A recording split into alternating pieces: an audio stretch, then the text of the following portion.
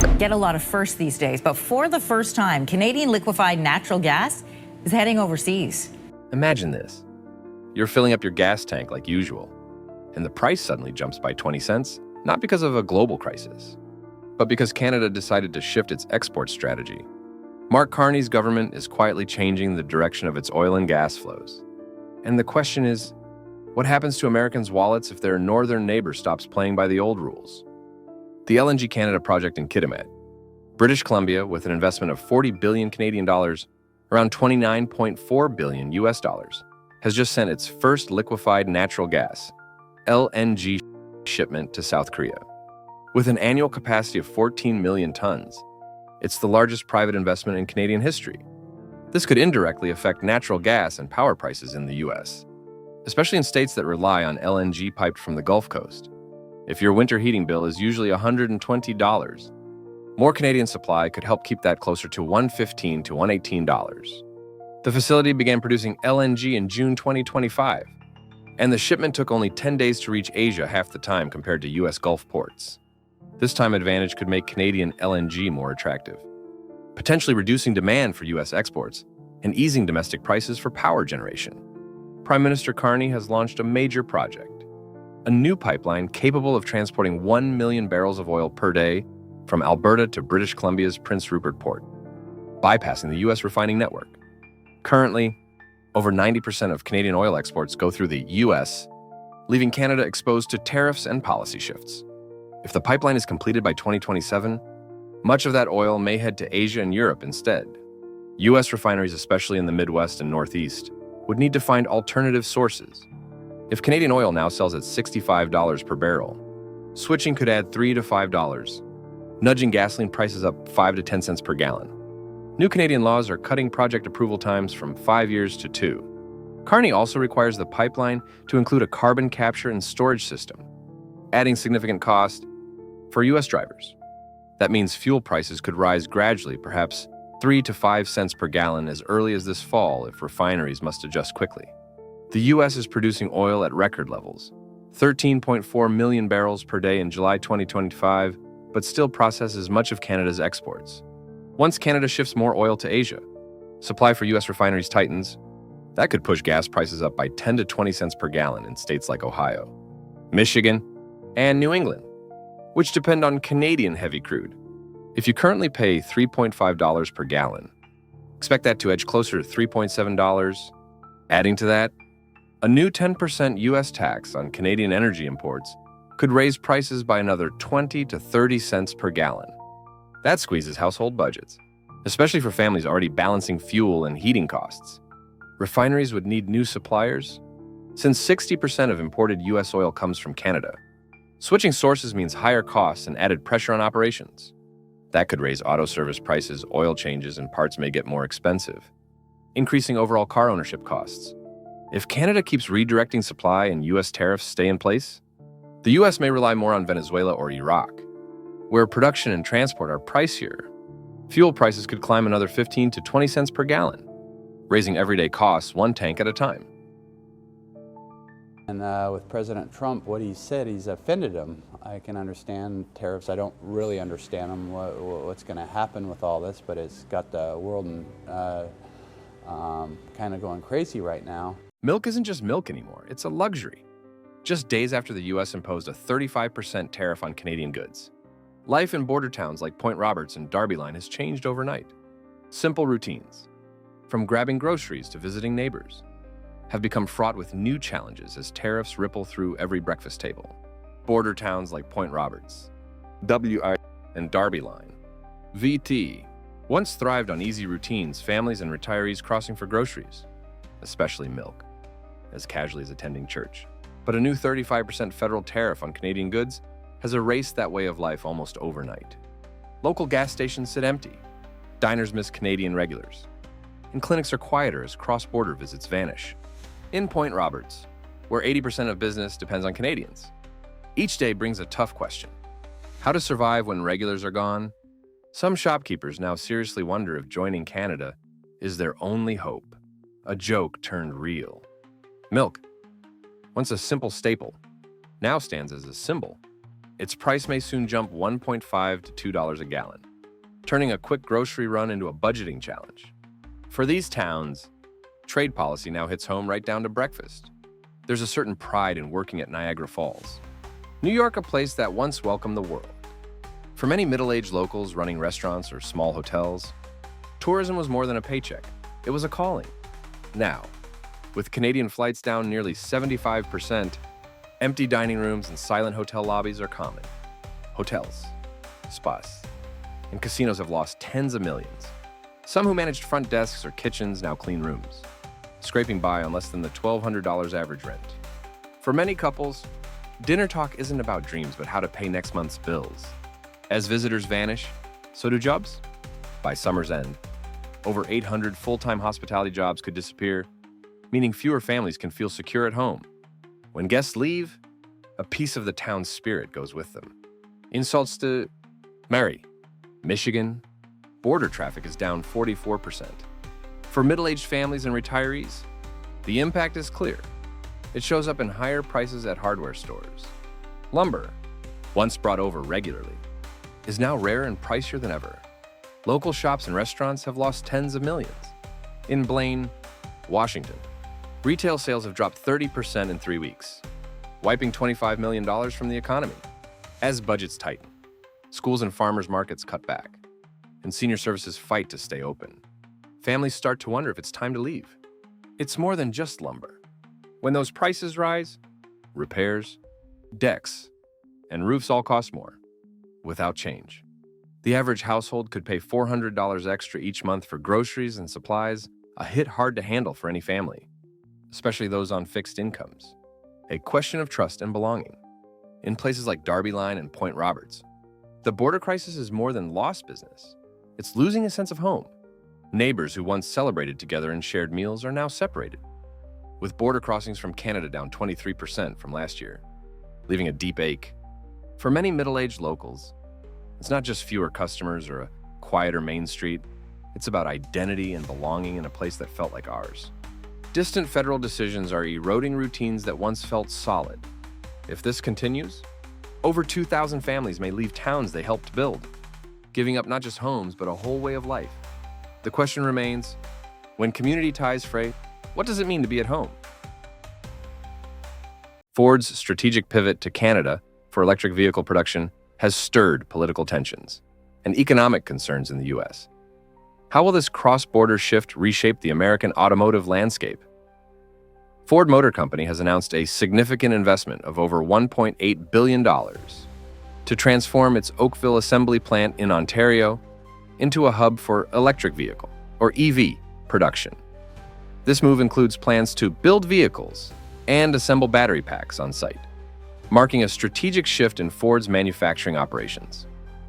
This transition has led to concerns in U.S. industrial regions. In Michigan, Ford temporarily laid off 600 non-striking workers at its Wayne assembly plant, citing adjustments in production schedules. Additionally, Cleveland-Cliffs, a major steel supplier, announced layoffs of over 1,200 workers in Michigan and Minnesota, attributing the decision to decreased automotive demand influenced by shifting manufacturing strategies. In response to Ford's investment in Canada, President Donald Trump has threatened to impose a 25% tariff on all Canadian imports, excluding energy products, which would be subjected to a 10% tariff. The administration aims to reduce the U.S. trade deficit and encourage stronger Canadian border enforcement. Such tariffs could lead to increased prices for vehicles imported from Canada, affecting American consumers. The automotive industry warns that these measures may disrupt the integrated North American supply chain, potentially leading to higher costs and reduced availability of certain vehicle models in the U.S. market. Canada has proactively positioned itself as an attractive destination for EV manufacturing through clear policies and substantial incentives. The federal IZEV program offers rebates of up to $5,000 for eligible zero-emission vehicles, while provinces like Quebec provide additional incentives, with some drivers earning up to $13,000 per electric vehicle. These incentives have attracted significant investments from automakers, including Ford's $1.2 billion manufacturing plant for EV battery material in Quebec. The U.S. automotive industry faces increased competition as manufacturers consider relocating operations to benefit from Canada's favorable policies, potentially leading to further job losses and reduced investment in American manufacturing facilities. The shift in manufacturing has led to disruptions in the U.S. automotive retail sector. Ford dealerships are experiencing inventory shortages, leading to reduced sales, and in some cases, closures. For instance, TriStar Ford in Pennsylvania announced its closure after 10 years, citing challenges related to inventory and federal EV mandates. The closure of dealerships and layoffs in manufacturing have broader implications for American communities. Local economies suffer as jobs are lost and consumer confidence declines. The automotive industry's restructuring underscores the need for strategic policies to support domestic manufacturing and mitigate adverse effects on workers and communities. The U.S. government has threatened to impose heavy tariffs on Japanese goods, while the U.S. dollar has lost some of its global value. At the same time, China and Russia are quietly reinforcing their trade alliance. What are these two superpowers strategically planning behind the scenes? The Trump administration is currently evaluating a proposal to impose tariffs of up to 30% on Japanese imports, particularly targeting automobiles, as a lever to compel Tokyo to increase its purchases of U.S. rice. This aggressive tactic is part of a broader, multi-layered effort aimed at recalibrating the long-standing trade imbalance between the two nations. Japan remains one of the United States' most vital export markets, accounting for nearly 20% of Japan's total export value. Economic analysts warn that if the U.S. enacts a 25 to 30% tariff on Japanese cars, exports could fall sharply, triggering a potential contraction in Japan's GDP by approximately 1.2%, double the projected 0.6 decline if bilateral trade disruptions were limited in scope. The Japanese automotive sector is a cornerstone of the national economy, contributing roughly 10% of GDP and employing nearly 8% of the workforce. A significant tariff shock would strain corporate operating margins, leading to potential cutbacks in production, layoffs, and declines in household income across key industrial prefectures. While Tokyo is widely expected to seek negotiations, possibly aiming for exemptions or mutual concessions, no resolution has been finalized. Until that point, the rising tension casts a long shadow over Japan's export-dependent industries. Heightened trade friction, coupled with rising import costs, could stoke inflation and fuel job insecurity, directly affecting the livelihoods of millions of Japanese citizens. In the first half of 2025, the US dollar depreciated by nearly 11% against a basket of major currencies, marking its steepest annual decline since the 2008 financial crisis. While the S&P 500 index still posted a 5% gain, many foreign investors effectively incurred net losses of around 6% when converting profits back to their local currencies. This highlights a serious erosion of confidence in what has long been considered the world's safest reserve currency. Additionally, the US ISM Manufacturing Index remained below the 50-point threshold in June, signaling contraction for the 33rd consecutive month, the longest streak since record-keeping began. This continued decline illustrates persistent weakness in the industrial sector. Even though a weaker dollar should, in theory, make U.S. exports more competitive, in practice, slowing global demand, political uncertainty, and high financing costs have dampened foreign appetite for American goods. Another concern is the rising money supply in the U.S. economy. In May 2025 alone, M2 money stock increased by 4.5%, pushing the total to $22 trillion USD, according to the Federal Reserve. This excess liquidity, combined with global risk aversion, has pushed investors toward hard assets like gold, real estate, and the euro, further compounding the dollar's downward trajectory. For American households, the consequences are clear. Import prices for essentials, from energy and electronics to consumer goods, are on the rise, stoking inflationary pressures. At the same time, real wages may decline as the dollar weakens. While low-risk savings and investments become less appealing in such an unstable environment, financial markets and the wallets of everyday Americans alike are feeling the strain of this growing uncertainty. Amid ongoing supply chain disruptions and high production costs in the West, the China-Russia trade relationship continues to expand strategically, posing growing pressure on industrialized economies such as the US, Japan, South Korea, and Germany. As of May 2025, Russian exports of aluminum to China rose by 56%, copper by 66%, and nickel more than doubled year on year. These are foundational materials for high-tech industries, from semiconductors and EVs to consumer electronics and defense technologies. This close cooperation has allowed China to significantly reduce production costs, particularly in strategic sectors that Western countries are still trying to protect. In the EV sector, China now controls over 65% of global output and is poised to expand further, thanks to a stable raw materials pipeline from Russia. In semiconductors and electronics, increased access to Russian raw materials is enhancing China's autonomy in final stage production, long restricted by Western control over technology and critical inputs. Meanwhile, the European Union, a major U.S. trade ally, appears to be re-evaluating its economic strategy. The EU's trade surplus with the U.S. in April 2025 reached EUR 7.4 billion, largely driven by exports of automobiles, pharmaceuticals, and machinery. However, with Chinese production costs falling sharply, European companies are facing growing competitive pressure, forcing them to either cut costs or shift parts of their manufacturing base to Asia to preserve margins. The ripple effects are clear. Western manufacturers, from Detroit to Stuttgart, are being compelled to reassess their investment strategies, supply chains, and price competitiveness. For consumers, this could translate to greater variety and lower prices for goods from Asia.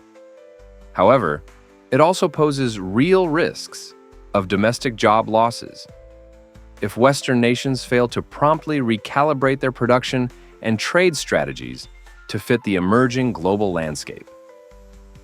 Overall, the global economic outlook is entering a period of profound transformation, shaped by the strategic maneuvers of major powers. The U.S. is ramping up trade pressure on Japan, particularly in the automotive sector, not just to boost agricultural exports, but also to recalibrate bilateral trade relations, albeit at the risk of pushing Japan toward recession. At the same time, the U.S. itself is grappling with a crisis of confidence in the dollar, which has lost nearly 11% of its value this year, triggering inflation concerns and eroding consumer purchasing power. Meanwhile, Russia and China are quietly cementing a resilient trade alliance, giving China privileged access to cheap, stable raw materials and enabling it to scale strategic industries at a rapid pace, intensifying the competitive pressure on Western economies.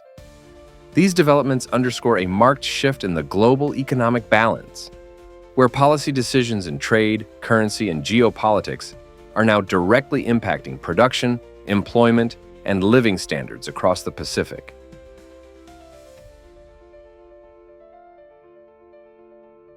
New import taxes drive up costs for cars, homes, and construction, putting pressure on consumers and businesses.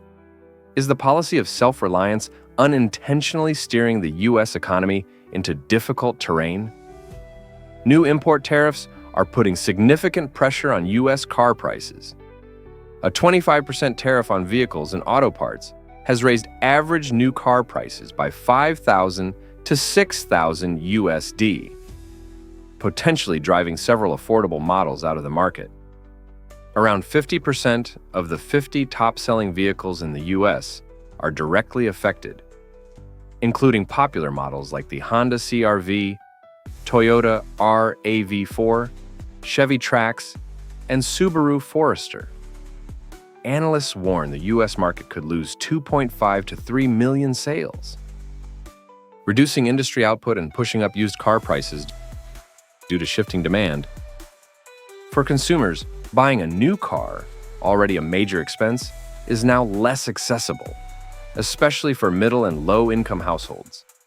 Many may turn to used vehicles, where prices are also rising.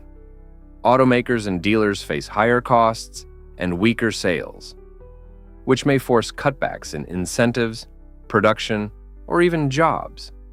Since auto spending represents a large share of US consumption, these price shocks could affect broader economic momentum. Tariffs on construction materials like aluminum, steel, and lumber are driving up housing costs. Experts estimate these policies could raise the cost of a new home by up to USD $22,000 within a year. With 85% of softwood lumber imported from Canada, domestic lumber prices rose 23% in April 2025. Small contractors are struggling to remain competitive and meet deadlines. The average US home now costs USD $460,000, and over 100 million households are already unable to afford a home, a figure still rising. Construction cost increases are locking young families and first-time buyers out of the market. Mortgages are also harder to access as prices climb while incomes stagnate. Builders, pressured by rising costs and slowing demand, are delaying or canceling projects, which threatens construction jobs and slows housing supply, directly affecting national housing stability goals. While tariffs aim to promote local production, U.S. aluminum and lumber sectors face deep challenges. The number of aluminum smelters has dropped from nearly 30 to just 4, far below domestic needs. Reopening or building new facilities takes 8 to 10 years and hinges on electricity costs. Smelters require power under $40 per megawatt hour. But AI data centers now pay up to $115 per megawatt hour, outbidding manufacturers and delaying investment. Meanwhile, the U.S. lumber sector struggles with labor shortages and limited infrastructure. 1/3 of home-building lumber still comes from Canada, as domestic capacity cannot scale quickly. Processing plants face workforce gaps, and investment in production infrastructure remains slow. This delays import substitution, keeps material prices high, and strains both construction and real estate markets. Without a clear mid to long-term strategy, tariffs could have the opposite effect, raising prices and weakening competitiveness for US-made goods at home. Canada has launched its first direct liquefied natural gas, LNG, exports to Asia, a major shift in global energy routes and competition. How might new LNG supply lines across the Pacific quietly change energy costs and reliability for households and businesses?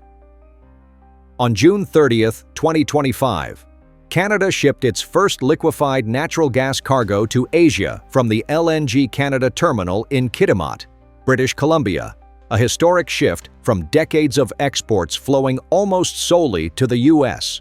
With supertankers now bound for South Korea, Canada enters the Asian energy market directly.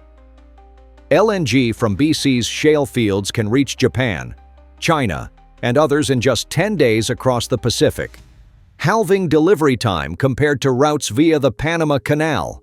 This pivot introduces new competition for U.S. LNG exporters, especially Gulf Coast ports, which have seen record demand from Europe and Asia. Canada's shorter are cheaper routes bypass bottlenecks like the Panama Canal, reshaping global energy flows.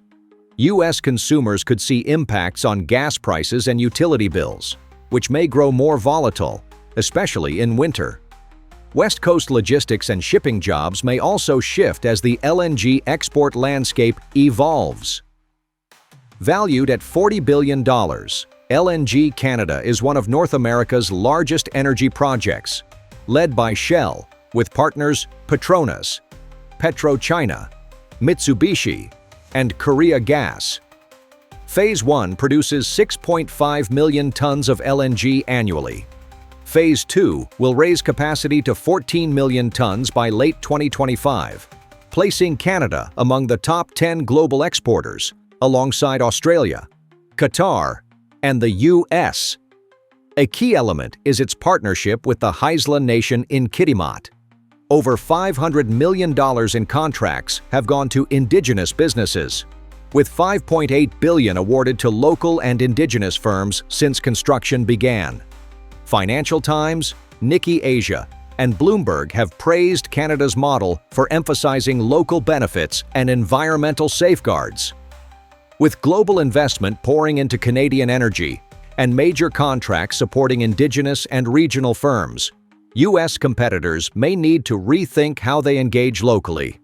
The Canadian model could prompt calls for more local participation, more transparency, and stronger ties with Native American groups, driving greater investor and regulatory scrutiny. Canadian LNG is gaining traction in Asia for its cost efficiency, lower emissions, and politically neutral stance. Sourced from Montney Shale, it's often cheaper than U.S. gas tied to Henry Hub prices and produces less carbon per shipment. Proximity to Asia's major ports further cuts transport emissions and costs. With countries like Japan, South Korea, and China seeking alternatives to coal and Russian gas, Canada is emerging as a stable, long-term supplier. Nikkei Asia reports Canada could launch up to 170 LNG shipments annually by 2026, cementing its strategic role. For U.S. households and businesses, this shift may affect gas prices and supply. Increased competition could stabilize or boost U.S. domestic supply, easing long-term price pressure. Meanwhile, U.S. producers may invest more in cleaner technologies to stay competitive, potentially creating jobs in innovation and infrastructure. The energy transition underscores how global shifts can ripple into local utility costs, manufacturing, and job markets.